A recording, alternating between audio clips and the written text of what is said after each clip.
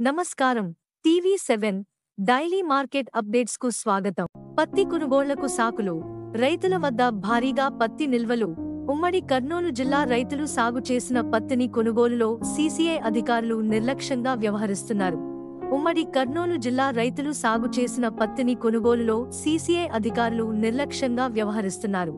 నిత్యం ఏదో ఒక కారణం చూపుతూ కొనుగోళ్లను వాయిదా వేస్తున్నారు. గత వారం కోడుమూరు మార్కెట్ కమిటీ పరిధిలోని పెంచికలపాడులో యంత్రాలు పనిచేయలేదంటూ పత్తి కొనుగోళ్లను నిలిపివేశారు. అదేవిధంగా సోమవారం ఆదోని కొనుగోలు కేంద్రాల్లో క్రిస్మస్ పండుగను పురస్కరించుకుని పత్తి కొనుగోళ్లను నిలిపివేస్తున్నట్లు అధికారులు తెలిపారు. ఇప్పటిదాకా ఆదోని, ఎమ్మిగనూరు, మంత్రాలయం, కోడుమూరు మార్కెట్ కమిటీల పరిధిలో 13,890 మంది రైతులతో కేవలం 3.24 లక్షల క్వింటాళ్ల పత్తిని సీసీఐ కొనుగోలు చేసినట్లు, వారికి 237.22 కోట్లు చెల్లించినట్లు మార్కెటింగ్ శాఖ ఏడీఎం నారాయణమూర్తి తెలిపారు. అయితే మొత్తం ఉమ్మడి జిల్లాలో సాగైన పత్తి పంట వివరాలను పరిశీలిస్తే దాదాపు 2 లక్షల హెక్టార్లలో పత్తి పంటను రైతులు సాగు చేశారు.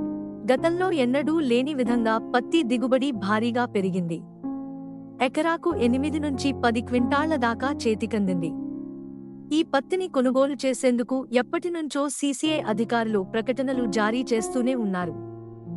రైతుల ఆగ్రహావేశాలను గుర్తించి అధికారులు ఈ నెల మొదటి వారం నుంచి పత్తి కొనుగోళ్లను వేగవంతం చేశారు.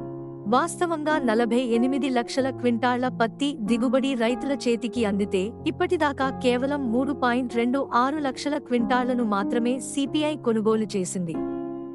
బహిరంగ మార్కెట్లోనే ఇప్పటిదాకా 30 లక్షల క్వింటాళ్ల పత్తిని దళారులు, వ్యాపారులే రైతుల నుంచి క్వింటాకు 6,000 నుంచి 6,500 రూపాయలు చెల్లించి కొనుగోలు చేశారు.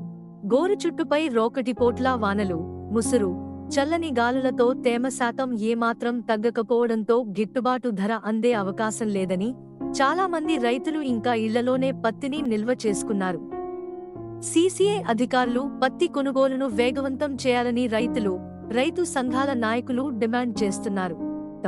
ఇలాంటి మరిన్ని అప్డేట్స్ కోసం వాచ్ చేస్తూనే ఉండండి టీవీ7.